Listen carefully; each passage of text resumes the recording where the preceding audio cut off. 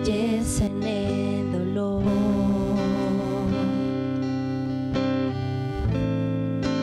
Me sostienes en mis fallas, en tus manos de amor. Y tú obras en silencio para santificarme.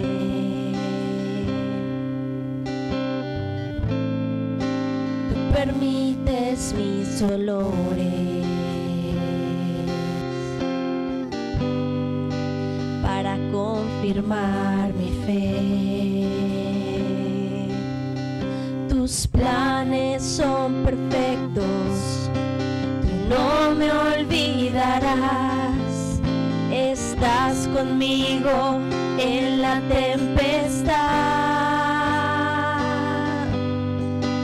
fiel para siempre, perfecto en amor. Eres soberano Dios.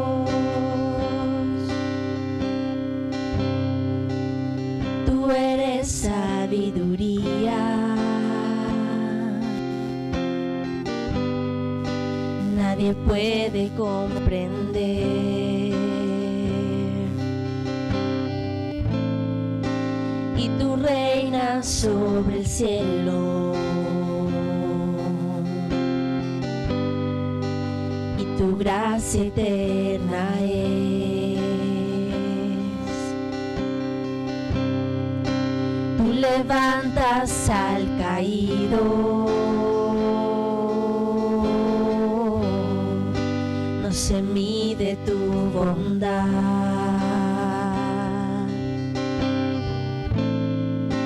Me rodeas y sostienes, tus promesas nunca fallarán. Tus planes son perfectos, tú no me olvidarás. Estás conmigo en tempestad. Tú eres fiel, fiel para siempre, perfecto en amor. Eres soberano Dios. Cuando Satanás quiere herirnos, tú buscas nuestro bien, tú buscas nuestro bien para tu gloria. Cuando Satanás quiere herirnos, tú buscas nuestro bien, tú buscas nuestro bien para tu gloria. Y aún en el camino más oscuro, procuras nuestro bien, procuras nuestro bien para tu gloria. Cuando Satanás quiere herirnos, tú buscas nuestro bien, tú buscas nuestro bien para tu gloria. Tus planes son perfectos, tú no me olvidarás. Estás conmigo en la tempestad, fiel para siempre, perfecto en amor. Eres soberano Dios, fiel para siempre, perfecto en amor. Eres soberano Dios, eres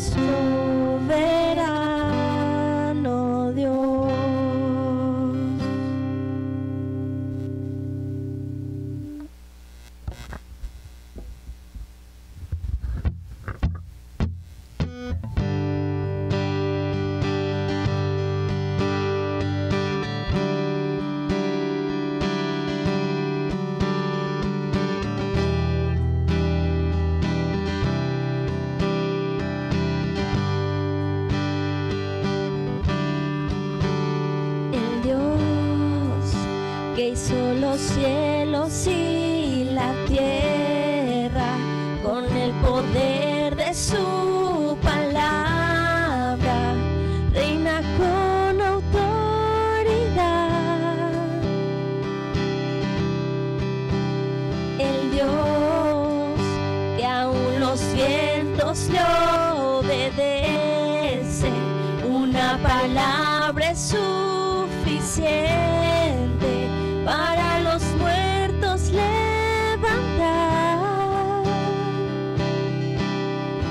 Nadie es como Él, oh gran yo soy. Eres el Dios que adoramos, todopoderoso y soberano, grande en y poder para salvar. Eres el Dios que adoramos, quien derrotó la muerte y el pecado. Glorioso Redentor y Rey, te adoramos.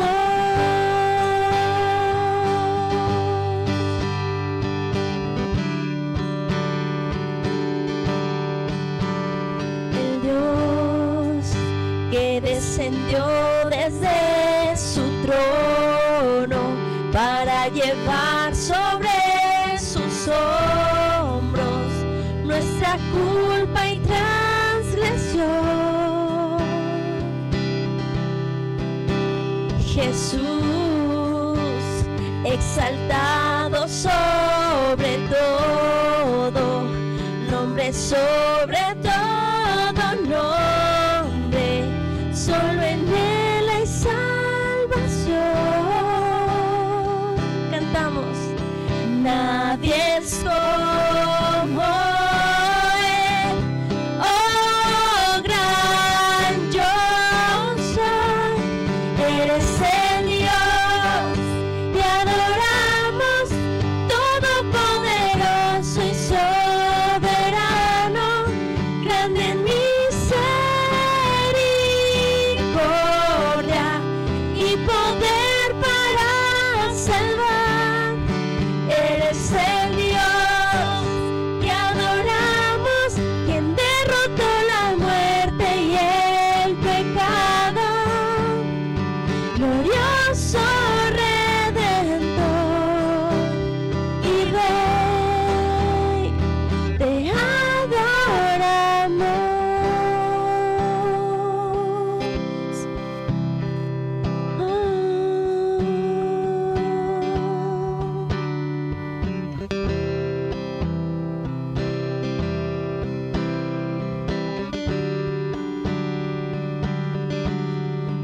A Él sea la gloria y el poder, todo es de Él y para Él. A Él sea la gloria y el poder, todo es de Él y para Él. Eres el Dios que adoramos, todopoderoso y soberano, grande en misericordia y poder para salvar. Eres el Dios que adoramos, quien derrotó la muerte y el pecado.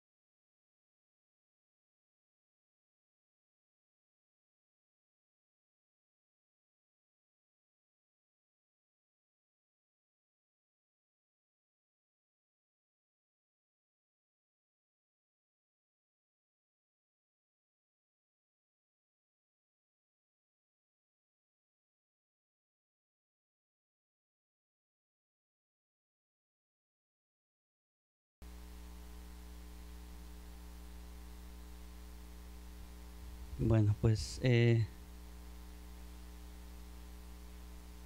yo espero que estemos pasando un buen tiempo. Esta enseñanza se va a quedar grabada en la página de Buena Tierra, Sola Escritura en YouTube. Y yo espero que sea de bendición para tu vida y para todos los que estamos aquí en esta tarde. Así que la semana pasada estuvimos hablando acerca de autoridad. Estuvimos viendo aspectos acerca de la autoridad y vemos que si hay una situación, hay una crisis el día de hoy en el mundo. Es una crisis que gira alrededor de la autoridad. El hombre busca libertad, ¿no? Solamente es cuestión de ver las noticias para darnos cuenta de cómo hay grupos de hombres, de mujeres, grupos singulares, sin mencionar títulos, grupos singulares que buscan libertad, que reclaman autoridad y que luchan por autoridad. Pero el mal concepto, yo quisiera que todos los que estamos aquí pudiéramos entender el mensaje de esta tarde. El mal concepto de autoridad nos lleva a pensar que la libertad y la autoridad son conceptos incompatibles. ¿Por qué? Porque los grupos que hoy están luchan contra la autoridad porque reclaman libertad. Pero cuando nosotros nos vamos al texto bíblico, nos vamos a dar cuenta que Dios, que es la fuente de toda autoridad y que Dios delega autoridad sobre sus criaturas, nos vamos a dar cuenta que libertad no es hacer lo que nosotros querramos hacer, sino que libertad es hacer lo que debemos hacer. ¿Por qué? Porque nos movemos bajo un ámbito de libertad.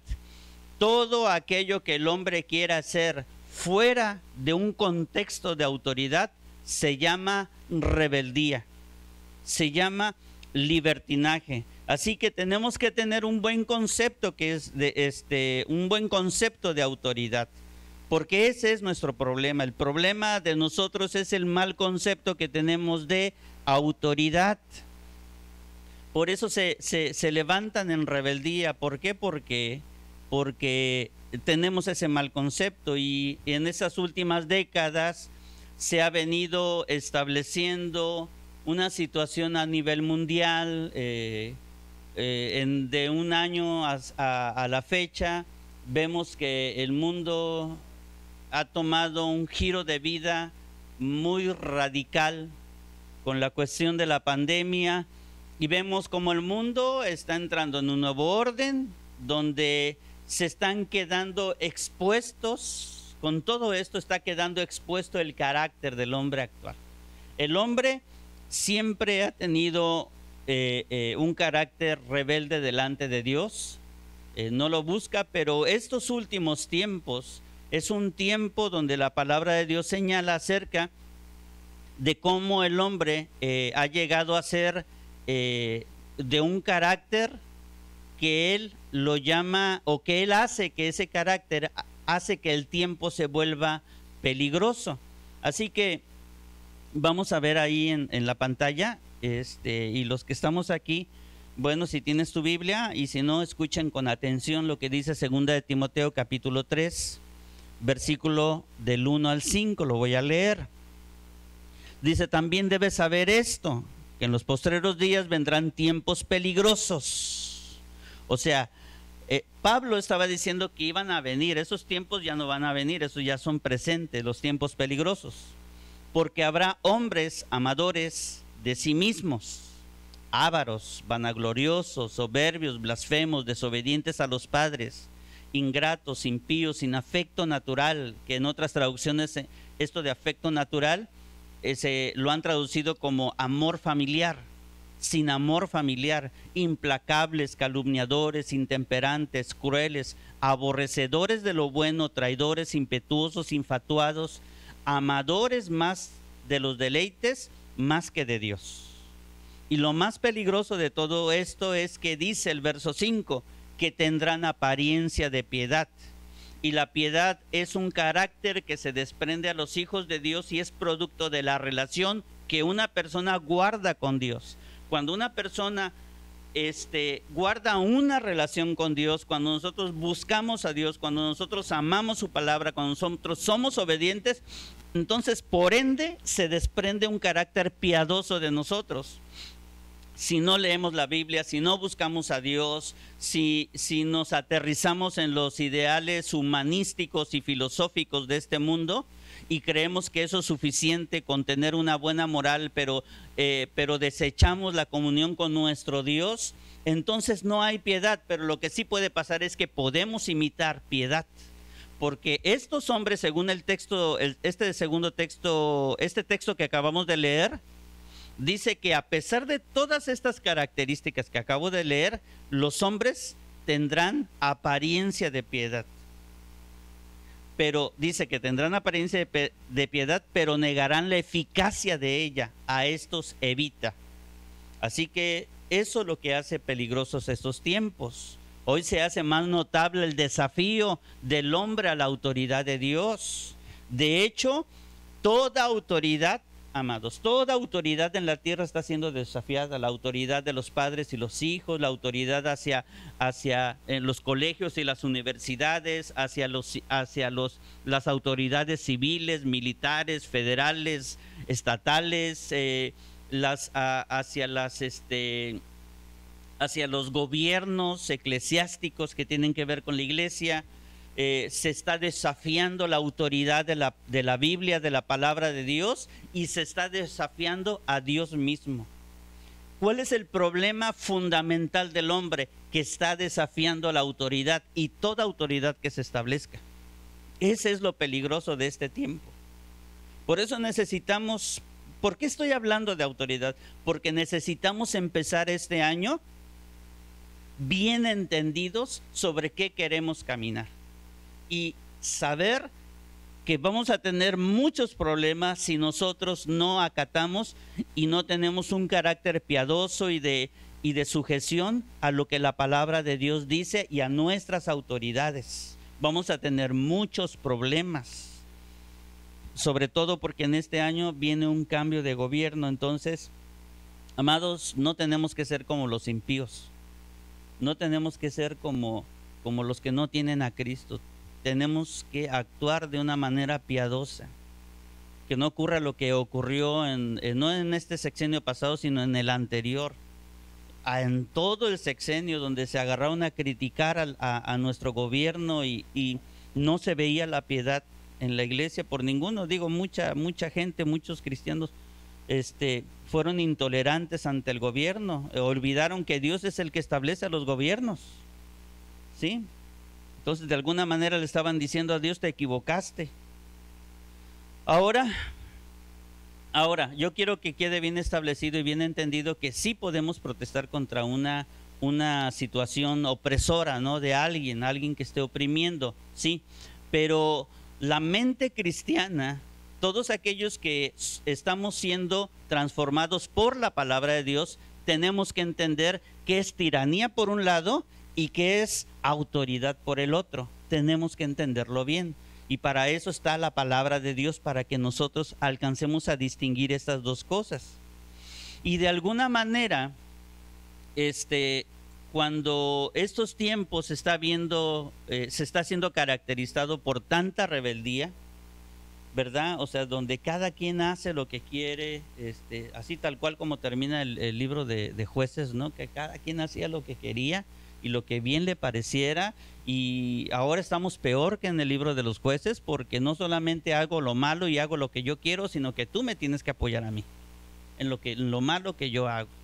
Tienes que estar de acuerdo conmigo y me tienes que apoyar. Entonces están peor estos tiempos todavía.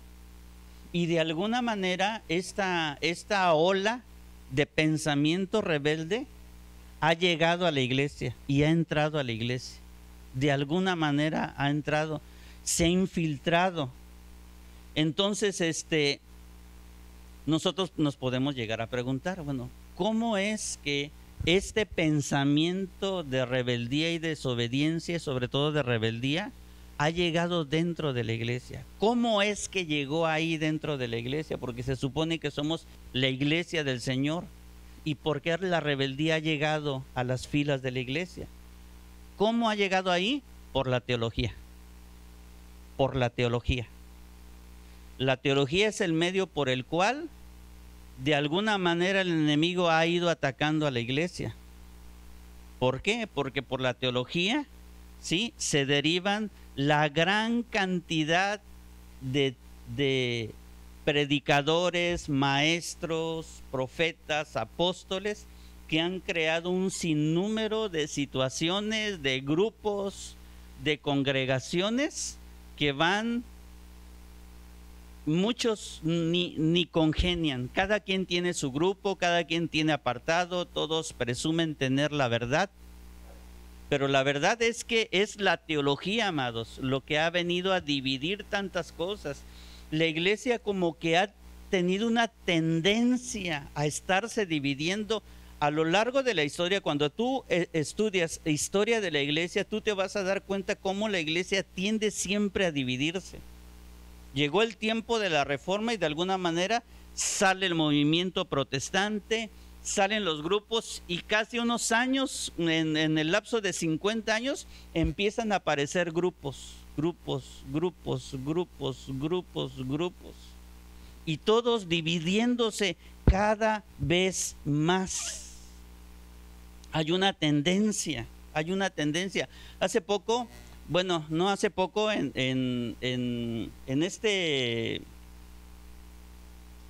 estoy dando un taller de teología los sábados, y hace poco en una de las clases hablamos acerca de la unidad absoluta de la divinidad. Y en la unidad absoluta de la divinidad se estudian dos palabras, que es homousios y homoiousios. ¿De qué habla una? Homoousios habla acerca, es una discusión porque se hizo un concilio en un lugar que se llama Nicea, y se empezó a hablar acerca de la naturaleza de Cristo. Entonces, la discusión era de que quién era Cristo, si Cristo era Dios o Cristo era una persona que parecía ser Dios, o que quizá Cristo era un Dios, pero no como el Dios el Padre, sino que en Cristo había una naturaleza parecida a Dios. Entonces, para eso calificaron estos dos puntos en dos palabras latinas, que es homoousios, que dice que Cristo es igual que el Padre, y la otra palabra es homoiousios. Y si tú ves las dos palabras escritas, lo único que difiere es una letra. Así que hubo alguien que estaba en el concilio de Nicea y se paró e hizo una crítica burlona y dijo: esos cristianos hasta una letra los divide. Hasta una letra los divide. Dice, ustedes se pelean hasta por una letra, dice. Y es que es la verdad, amados. La iglesia cristiana es la iglesia más dividida en todo el mundo, dividida en el aspecto de que cada quien forma su grupo, cada quien forma su grupo. Con los islamitas sí hay diversidad también, pero no tanta como la iglesia de Cristo. Y todo, amados, por la teología. Porque cada quien agarra monte y cada quien cree lo que quiere y cada quien interpreta lo que quiere, y eso solamente señala una cosa: problemas con la autoridad. Porque yo no estoy de acuerdo contigo, pastor, porque yo no estoy contigo de acuerdo, líder, sí, y tú haces esto, pero yo creo esto. En muchas cosas estamos de acuerdo, pero en este punto no, y como yo no estoy de acuerdo contigo, entonces yo me voy a ir y me llevo una parte de la iglesia y me la llevo y formo otro grupo. ¿Sí? Dentro de la iglesia cristiana hay un grupo muy fuerte, hay una denominación muy grande, no voy a mencionar el nombre, muy grande, y hace años tuvo una división. Ahora sale otro grupo, de ese grupo grande de iglesias sale otro grupo y el nombre se parece a y ahí está, ¿no? Y ahora este grupo que salió de se volvió a dividir. Hace 2 años se volvió a dividir otra vez. Y todo, amados, es por problemas con la autoridad. Yo creo que cuando vayamos a estar en el tribunal de Cristo, vamos a tener muchos problemas cuando el Señor juzgue a su iglesia. Y eso como trae mucha confusión en la mente de los cristianos, en la mente de la gente que está llegando a Cristo. Trae mucha confusión. Antier me fui, era la noche ya, y me fui a comprar al Oxxo. Iba para la casa había ido a dejar a mi hija, pasé un Oxxo, estaba cerrado, y luego pasé a una farmacia porque la farmacia estaba abierta, y bueno, ya llegué, me estacioné. Me estacioné al lado de un carro muy bonito, y ya salí, y yo sentí la mirada del tipo que venía manejando ese carro, y entré, y cuando salí todavía el carro seguía ahí. Entonces se supone que ya se iba, ¿no? Y estaba ahí. Entonces ya llegué a mi carro y me iba a subir cuando me dice, hola. Ya me asomo, le digo, hola. Entonces ya, viéndolo ya, me fui dando cuenta que era un conocido mío. Y se acerca, hola, ¿cómo estás? Dios te bendiga. Le digo, hola, ¿qué tal? ¿Cómo estás? Bien, y ya empezamos a platicar. Amados, pues resulta ser que era cristiano, y trae muchos problemas en su vida, en su matrimonio, feo, horrible, o sea, le está yendo muy, muy, muy mal, ¿no? Muy, muy mal. Y entonces nosotros estamos platicando ahí, pero el tipo estaba así hablando, y él le hace así, y la gente se nos quedaba viendo, yo veía que la gente nos miraba, y yo decía, a ver, ¿a qué hora se agarran estos dos tipos? Y es que yo me le quedaba viendo así, y él, o sea, nos quedamos viendo así, pero manoteaba y todo eso, y como no alcanzas con el cubrebocas, no alcanzas a ver todo el gesto de tu cara, ¿verdad? Digo, quién sabe qué veían las demás gentes, pero se nos quedaban viendo. Entonces llegó un momento en que como él trae un carro de lujo, yo me quedé viendo a unos fulanos que pasaban una camioneta, y me les quedé viendo así me les quedé viendo, y dice él, ¿qué viste? Dice, ¿viste una visión? ¿Viste una visión? Dice, porque eso a mí también me pasa, dice, es tan hermoso el Espíritu Santo, dice, que a veces me da visiones. Y yo me quedé, yo lo escuché con mucho respeto, yo le dije, no vi nada, vi unos tipos que pasaron. Y ya seguimos platicando. Entonces, amados, él pertenece a una congregación de aquí de Poza Rica, amados, sí, yo no sé qué les enseñan, amados, en serio, yo no sé qué les enseñan ahí en ese lugar. Les enseñan todo menos teología bíblica sana, una doctrina sana, o sea, y todo este tipo de cosas, y todo es, hermanos, todo eso es por problemas con autoridad. Es una congregación aquí en Poza Rica donde juntan muchas, pero muchas, es una congregación grande, y es una congregación que no se junta con ninguna otra congregación. Ellos están solos. Ese es un problema de autoridad. Entonces, este tipo de líderes tienen una teología tan confusa, una teología tan tonta, tan absurda, cuyos líderes, fíjate bien, o no saben en lo que creen, o si creen que saben, o si creen saber algo que realmente no saben, y que los hace estar en desacuerdo unos con otros acerca de lo que creen que saben. Entonces es muy confuso esto. Entonces estamos viviendo en un periodo de confusión teológica.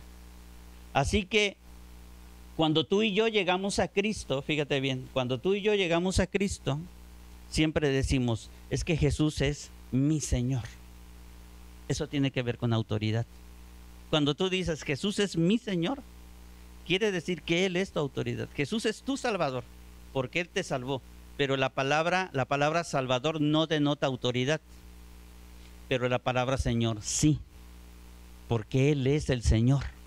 Él es el Señor, ¿sí? Toda rodilla se doblará y toda lengua confesará que Jesús es el Salvador, ¿verdad? ¿Verdad? No, toda lengua confesará que Jesús es el Señor, porque Él es el que denota autoridad. Él es nuestro Señor, nuestra autoridad, y nosotros deberíamos actuar como si Cristo lo fuera. Yo quisiera que cada uno, conforme va escuchando esto, vayas analizando tu situación, si Cristo realmente es tu Señor. Fíjate, en los tiempos de Jesús se admiraban mucho de cuando Jesús hablaba. Dice Marcos 1:22, y se admiraban de su doctrina porque les enseñaba como quien tiene autoridad y no como los escribas. O sea que los escribas, los fariseos, los saduceos que conocían la ley y que la enseñaban, sí, hablaban de la ley, pero ninguno de ellos la enseñaba con autoridad como Cristo. O sea, Cristo tenía autoridad para enseñar la palabra de Dios. La enseñanza bíblica, hermanos, la Biblia tiene autoridad y nosotros debemos que reconocer esa autoridad para que nuestros corazones sean transformados. Si tú eres de las personas que solamente está aprendiendo enseñanzas, tú puedes saber un chorro de cosas. Tú puedes aprender mucha doctrina y mucha teología, pero si tú no tomas la enseñanza bíblica, escritural, y la traes a tu corazón y reconoces que esa tiene autoridad sobre tu vida, tu corazón no puede ser transformado. No puede ser transformado. No hay transformación si no reconocemos que hay autoridad sobre nuestras vidas. En Mateo 28:18 dijo Jesús, les dijo, toda potestad me es dada en los cielos y en la tierra. O sea, Jesús nos dio a conocer que Él es el que tiene autoridad. Y por medio de la palabra hemos reconocido que la iglesia se mueve y vive bajo la autoridad del Señor. Él es nuestra autoridad. En el siglo XIX hubo un hombre, un ensayista, que se llamaba Carlos Lamb. Y este ensayista una vez escribió un libro que se llama Los cuentos de Shakespeare. Y este hombre en su obra, Los cuentos de Shakespeare, dijo, si Shakespeare entrara por la puerta del auditorio y supiéramos que es él, toda la gente se pararía y se acercaría a él para saludarlo. Pero si por esa puerta entrara Cristo, sin que nosotros tuviéramos duda de que fuera Él y de que es la misma presencia de Cristo el que entró por esa puerta, todos caeríamos rendidos a sus pies tratando de tocar su manto. Charles Lamb tenía mucha razón, porque con su comentario estaba reconociendo de la autoridad que el Señor tiene en nuestras vidas. Y si Cristo es el que tiene autoridad sobre su iglesia, o sea, sobre ti, ¿cómo y de qué manera el Señor nos va a gobernar a nosotros? ¿Cómo vamos a ser gobernados por Él? ¿Cómo ejercerá autoridad sobre nuestras vidas? Y pues vuelvo a mencionar del curso que acaban ustedes de terminar acerca de historia de la iglesia. Pues a través de la historia de la iglesia nos vamos a dar cuenta, como se lo comenté hace rato, que la iglesia como que se ha diversificado. Todo nació de la iglesia primitiva, pero al paso del tiempo, de las décadas, de los siglos que han pasado, y sobre todo después de la Reforma, bueno, y desde antes, empezó a haber grupos que empezaron a tener una teología muy extraña, y que eso trajo división en la iglesia, empezó a agrupar, a formar grupos. Pero de toda la iglesia, de toda la historia de la iglesia, hay cinco principales maneras en cómo la iglesia es gobernada. Y todas las demás es una combinación de estas 5. Y yo te quiero mencionarlas. Número 1, la primera manera en cómo en cómo la iglesia ha tomado la autoridad del Señor, primero es en la iglesia católica. Hay algo que la iglesia católica llama el magisterio, y la iglesia católica, se rige por el magisterio. ¿Qué quiere decir esto? Que el Papa y todo el cuerpo de obispos cercanos que están cerca de él, todos ellos tienen autoridad sobre toda la iglesia, y ellos son los que gobiernan la iglesia. Ellos son, lo vuelvo a decir, ellos son los que gobiernan la iglesia católica romana. Así que la iglesia católica romana se rige así, de esta manera. ¿Por qué el Papa y por qué los obispos? Bueno, pues el Papa porque el Señor en una ocasión le dijo a Pedro, ¿sí? Y yo también te digo a ti, Pedro, en Mateo 16, yo también te digo que tú eres Pedro, y sobre esta roca edificaré mi iglesia, y las puertas del Hades no prevalecerán contra ella, ¿sí? Y entonces, si a ti te doy las llaves, y etcétera, etcétera. Entonces, este pasaje de Mateo 16 habla le está hablando a Pedro, pero si nosotros hacemos un estudio de este pasaje, podemos ver que realmente Jesús no estaba poniendo a Pedro como un papa, sino que simple y sencillamente Jesús estaba mostrando a él como lo que él era, la roca y el fundamento de su iglesia. Y que la iglesia no solamente se cimenta en Cristo como la roca, sino es Cristo mismo la piedra angular. El fundamento es lo que va abajo, pero la piedra angular es la parte más alta. Y Cristo es esa piedra angular. Y la iglesia está siendo edificada sobre Cristo y debajo de Cristo. Así que, en primer lugar, es la iglesia católica. Después hay otra iglesia que se llama la Iglesia Ortodoxa Oriental. En los tiempos del Imperio Romano, el Imperio Romano se dividió en 2, y en ambos había una iglesia. Pues los de Oriente formaron la Iglesia Ortodoxa. Ellos buscan gobernar a la iglesia, pon atención, por medio de algo que ellos llaman la tradición santa. La tradición santa está formado por la Biblia, está formado por los credos, está formado por los 7 concilios ecuménicos que ha habido, está gobernada por la liturgia, y está también gobernada por los escritos de los padres de la iglesia. Entonces, toda la tradición está formada por todos estos elementos que son tomados en cuenta para gobernar a la iglesia. La iglesia ortodoxa, pues, es una iglesia de mucha tradición, y pues, aunque tienen la Biblia, fíjate bien, la Biblia no se puede separar de la tradición. La Biblia forma parte de la tradición y no se puede separar. Mucho menos la Biblia puede criticar lo demás. Así que es todo en conjunto lo que ellos hacen para gobernar a su iglesia. En tercer lugar están la teología liberal. Dentro de la historia de la iglesia hubo teólogos que que se brincaron la barda y tomaron potrero, ¿sí? Y se fueron por sus lados, no le hicieron caso a ningún grupo denominacional, y ellos tomaron un camino muy diferente. A todos ellos se les llaman teólogos liberales. Ellos dicen, los teólogos liberales, ellos enseñan que Cristo gobierna a la iglesia a través de la razón individual, de la conciencia individual o de la experiencia individual. O sea, que tu razón y la experiencia que tú tengas con Dios, esa es tu verdad. Y que tú, a través de tu experiencia individual, puedes vivir en Dios. ¿Sí? No necesitas unirte a ningún grupo. Cree en Dios y cree lo que la Biblia dice, y lo que interpretes de la Biblia, esa es tu verdad. Esa es tu verdad. Bueno, a eso se le llama teología liberal. Muy peligrosos.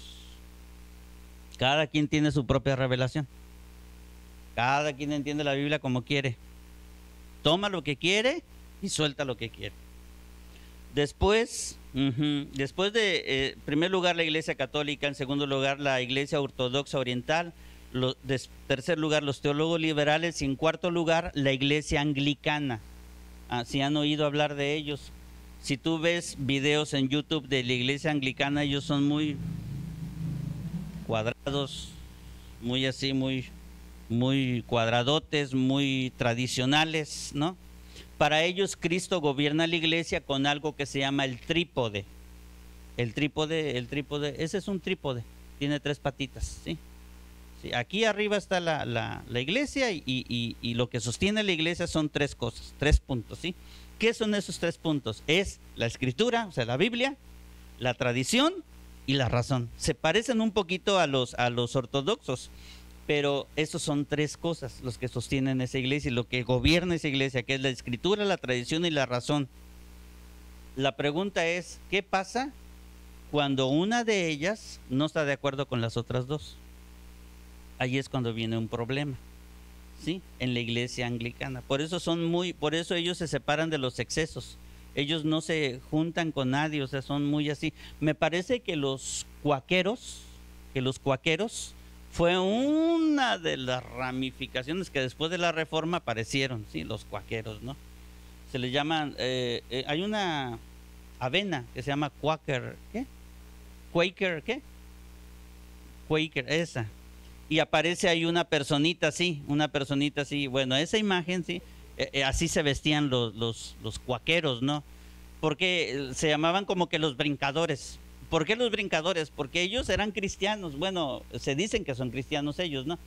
Y estaban así, y un día en una reunión vino el Espíritu Santo y los llenó a ellos, y una de las características que ellos tenían en sus reuniones eran que todos estaban brincando.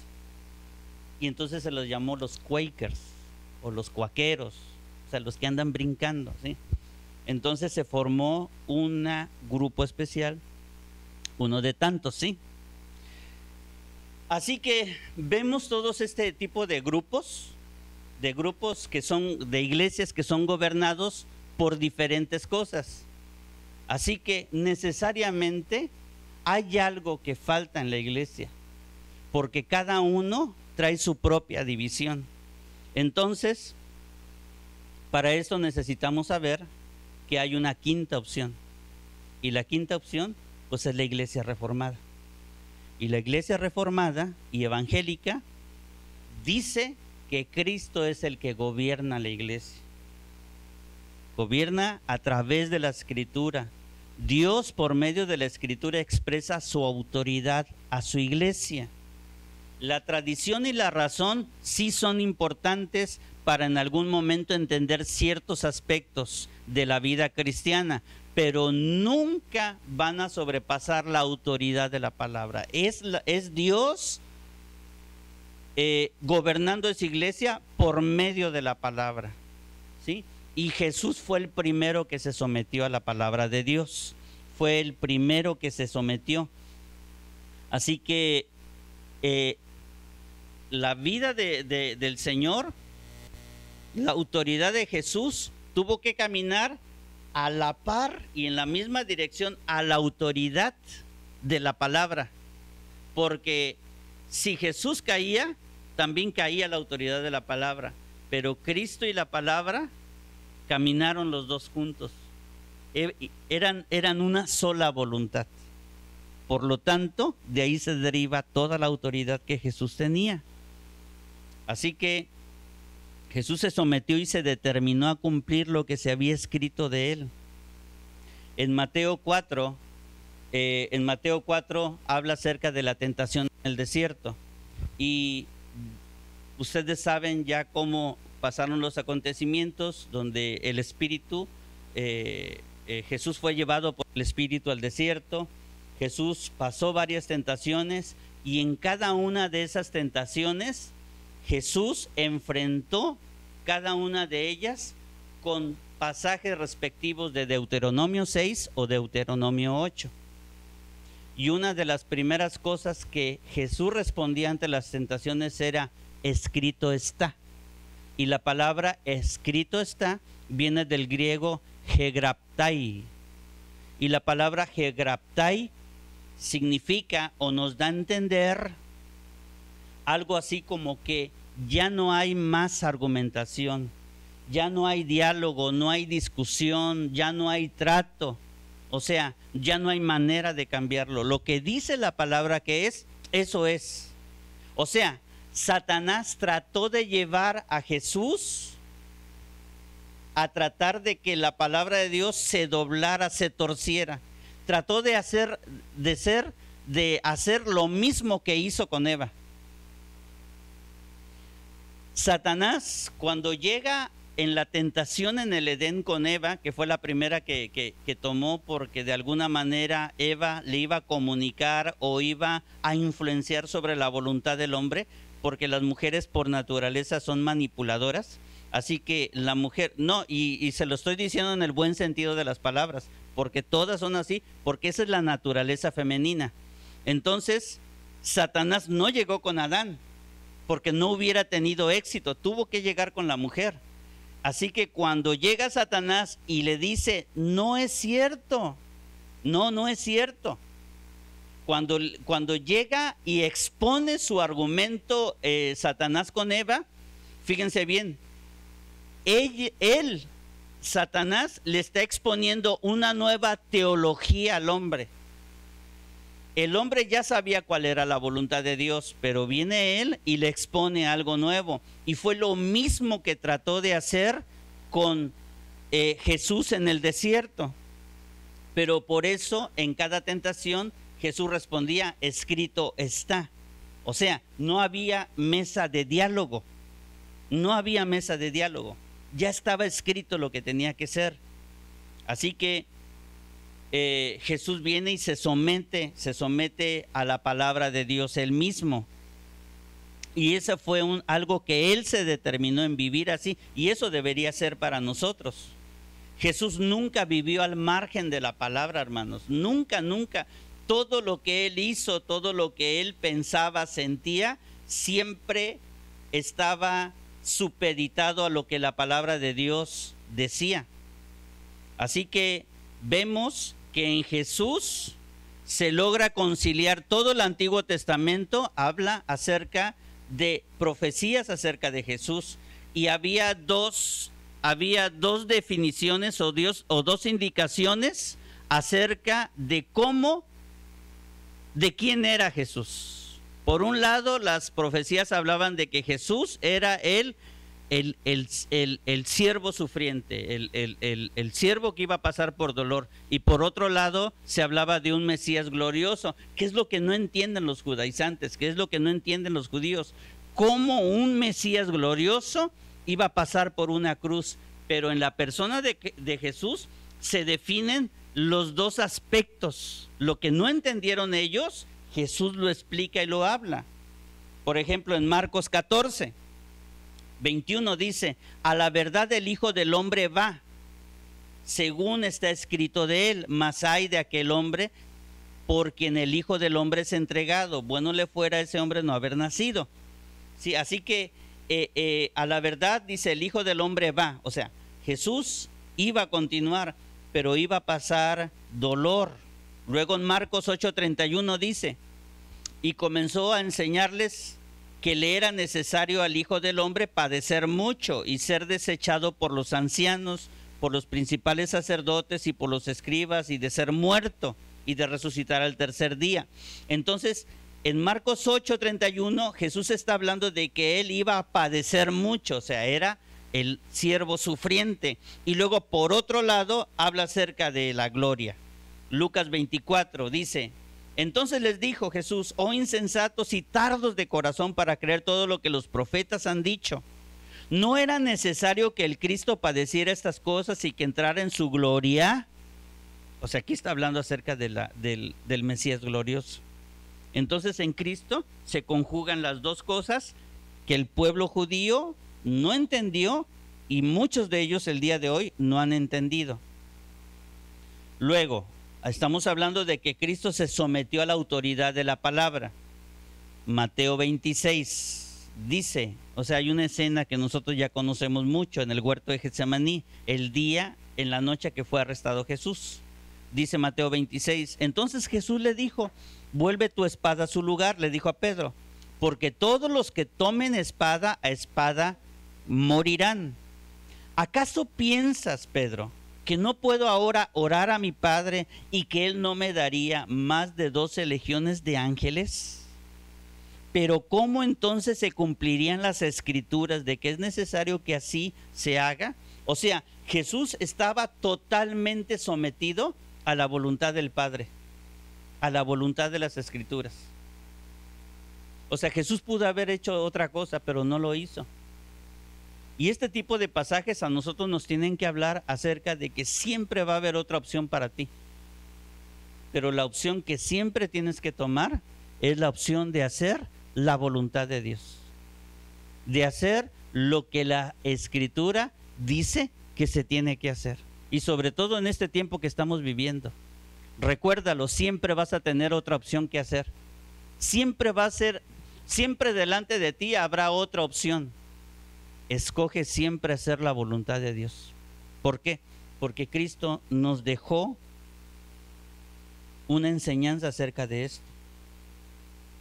En cada área de nuestras vidas la palabra debe ser nuestro último tribunal de apelación.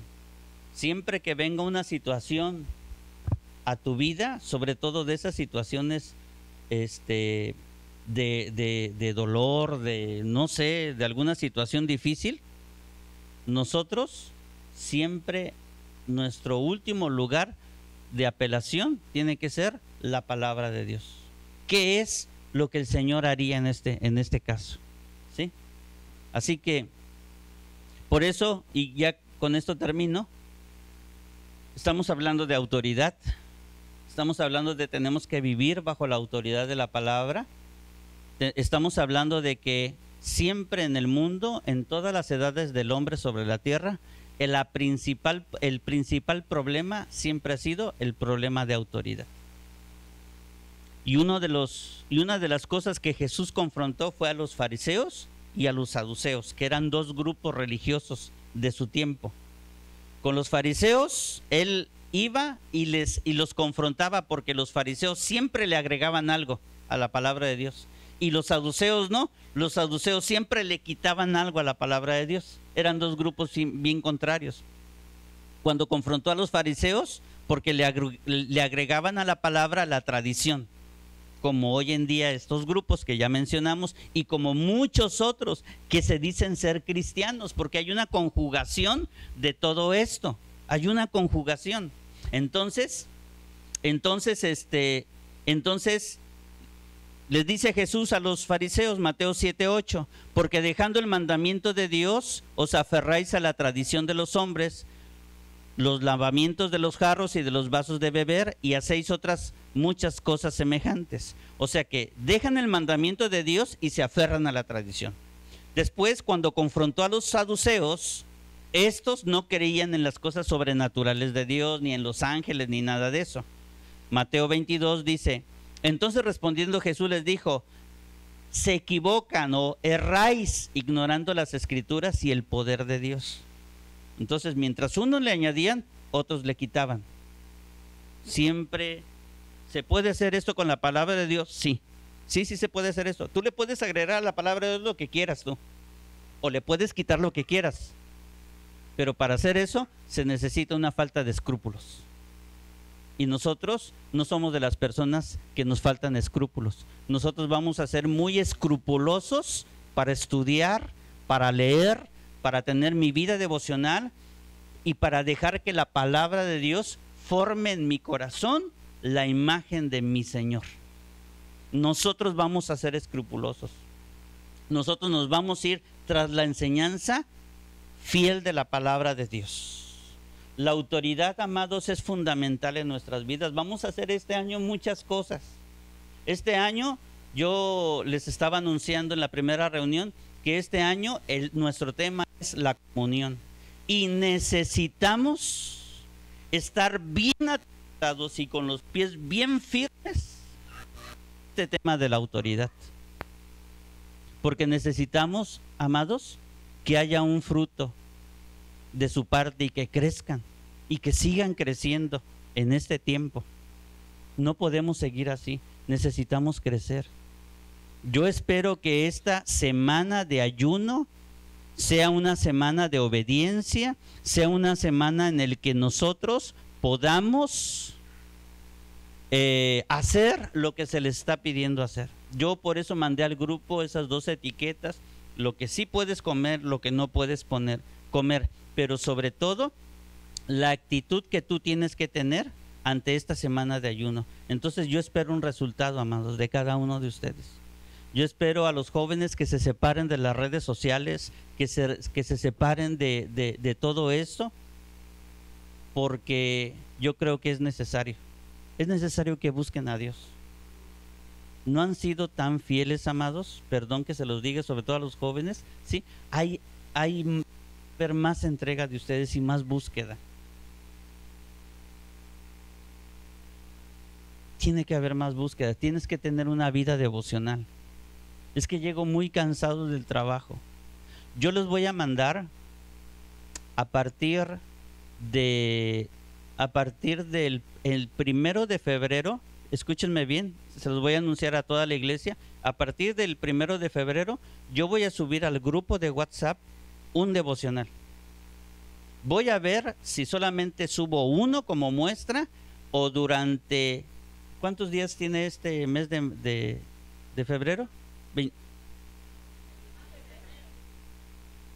28. Ah, bueno. Voy a tomar un devocional durante los 28 días del mes de febrero y ese es el devocional que ustedes van a hacer. Pero lo tienes que hacer tú, lo tienes que hacer tú, lo tienes que hacer tú, aunque son 3 de familia, pero cada uno de ustedes tiene que tener su propio devocional. Por eso se los voy a mandar, para que tengan una vida devocional y a lo largo de 28 días, yo espero que cuando empiece marzo, tú le sigas ya encarrerado en una vida devocional. Es que hoy no pude, es que llegué tarde. No importa, es que llegué bien cansado. Pues no importa, quítale tiempo a tu descanso. Pues si no te estoy pidiendo que hagas un devocional de 1 hora, te estoy solicitando que tengas una vida devocional.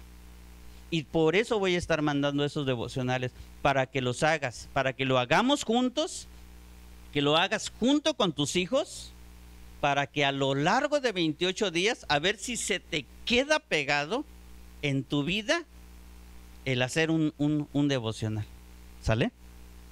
Entonces vamos a terminar. Te voy a pedir que te pongas de pie. Vamos a orar. Vamos a orar, por favor.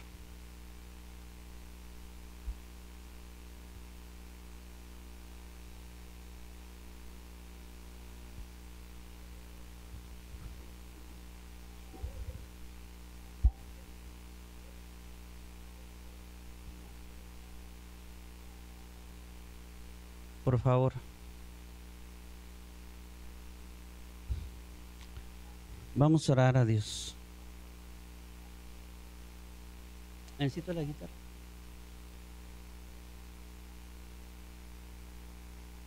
Dásela.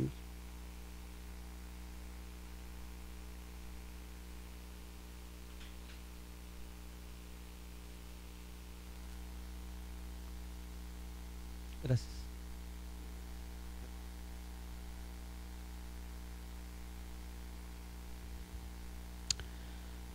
Vamos a orar a Dios. Cierra tus ojos.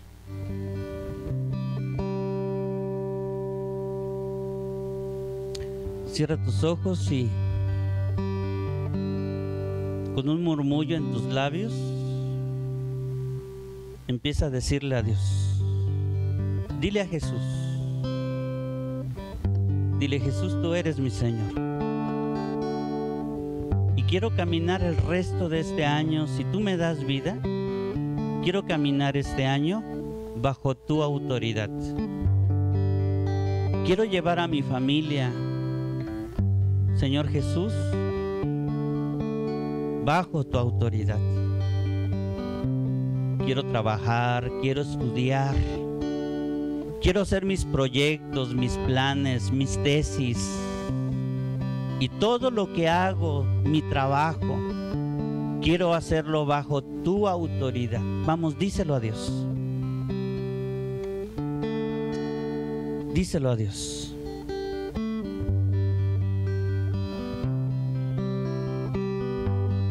Díselo ahí con tus labios.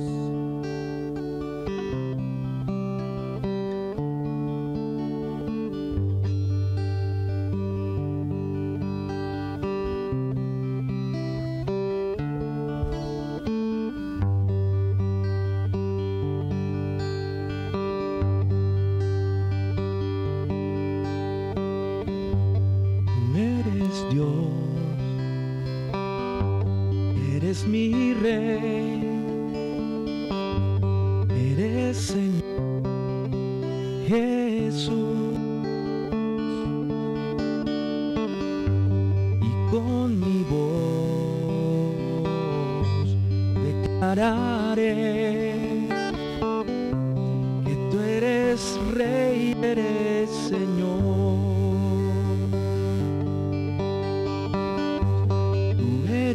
Dios, eres mi Rey, eres Señor Jesús, y con mi voz declararé que tú eres Rey, eres Señor.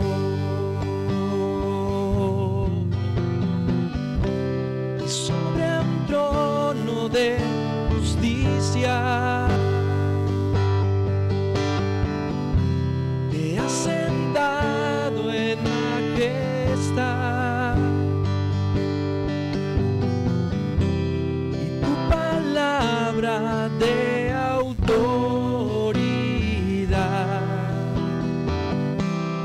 en mi vida reinará. Sobre un trono de justicia te has sentado en majestad,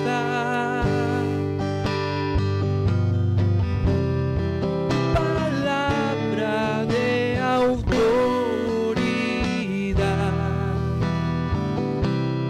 en mi vida reinará.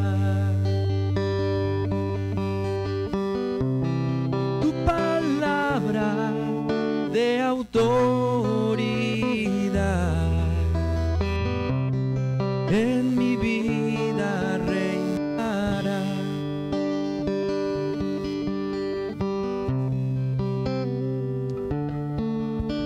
Señor, gracias.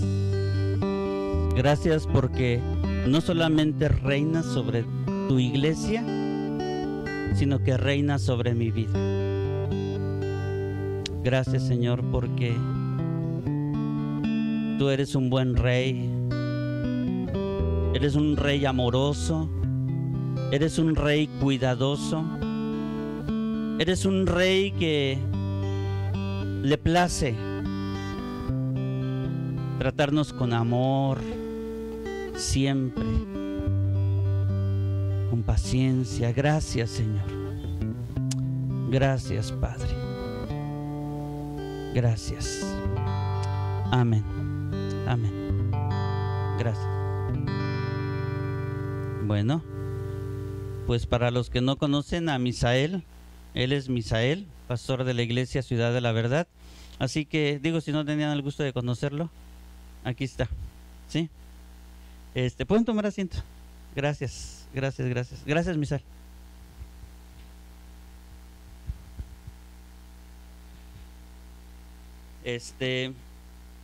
Listo, ya.